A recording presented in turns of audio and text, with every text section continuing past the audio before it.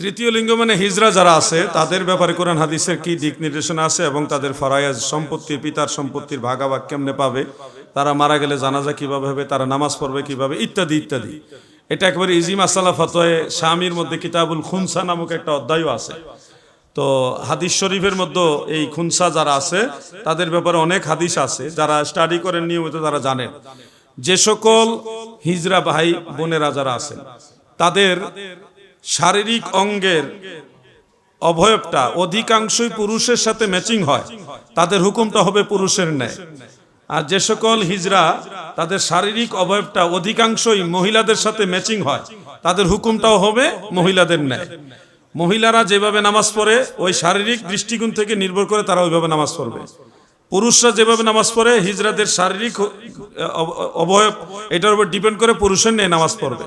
এমনকি তাদের জানাজার নামাজের নিয়তটা হবে ওই শারীরিক অবয়ব যদি ম্যাক্সিমাম তারা পুরুষের ন্যায় হয়ে থাকে তাহলে পুরুষের নিয়তে তাদের জানাজার নিয়ত করতে হবে। যদি মহিলাদের মতো অধিকাংশ হয়ে থাকে মহিলাদের নিয়তে তাদের জানাজা পড়তে হবে। লিহাজা লিহাজিহি ওইটা ওইখানে পার্থক্য হবে।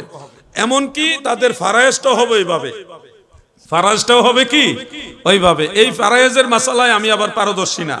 ফারায়েজের মাসালায় পারদর্শী হলো আল্লামা আবুল আসাদ জুবাইর রজবি হুজুর, মানে আমার উস্তাদ সমতুল্য। তিনার কাছে ফারায়েজের যত জটিল মাসালা নিয়ে যান ঠাস ঠাস করে সমাধান করে দিব, মারহাবা কর। এটা কিন্তু একটা সারা বাংলাদেশে অন্যতম, উনি সারা বাংলাদেশ উনি অন্যতম।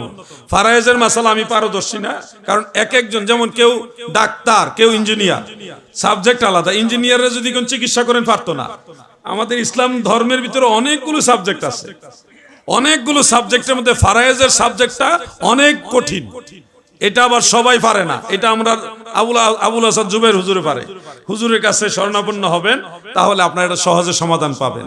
এই মাসালা যেহেতু আমার দক্ষতা নাই, আমি দক্ষতা নাই বলতে একবারে জানি না তা না, কিন্তু আমার মনে হয় হুজুরের রায়টা দিলে সবচেয়ে সুন্দর হবে। যুব সমাজের মাঝে একটা কথা, যে এলমে মারেফত বলতে কি কিছু আছে কিনা। বিশেষ করে উত্তরবঙ্গে গেলে বোঝা যায়, তারা বলে মারেফত বলতে ইসলামে কিছুই নাই।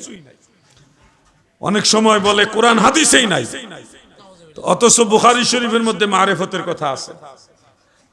বাবু কাউলিন নবী সাল্লাল্লাহু আলাইহি ওয়াসাল্লাম আনা আ'লামুকুম বিল্লাহ ওয়া আন্নাল মা'রিফাতা ফি'লুল কলব। এটা সহিহ বুখারীর প্রথম খণ্ডের 7 নম্বর পৃষ্ঠার মধ্যে আছে। ওয়া আন্নাল মা'রিফাতা ফি'লুল কলব, মা'রিফত হলো কলবের ক্রিয়া। এই যে বিষয়টা খেয়াল করবেন। অন্য একটা হাদিসে আছে আল ইলমু ইলমানে, ইলম হলো দুই প্রকার।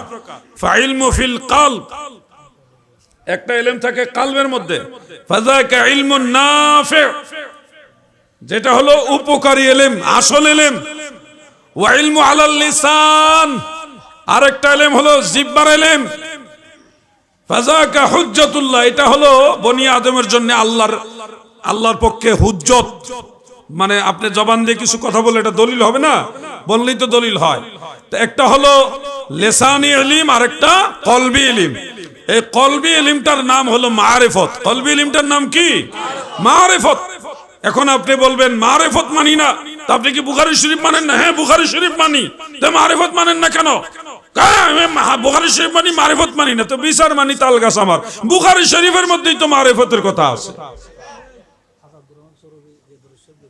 আমার ভাইরা, অনেক আউলিয়া কেরাম দরুদ শরীফের মধ্যে, বিভিন্ন গ্রন্থাদির মধ্যে মারিফতের কথা তুলে ধরেছেন, কিন্তু আমি চাই সরাসরি কোরআন এবং সহিহ হাদিস থেকে আপনারা এগুলি জানেন যে মারিফত এটা এমন জিনিস যেটা কোরআন হাদিসের ভিতরেই আছে।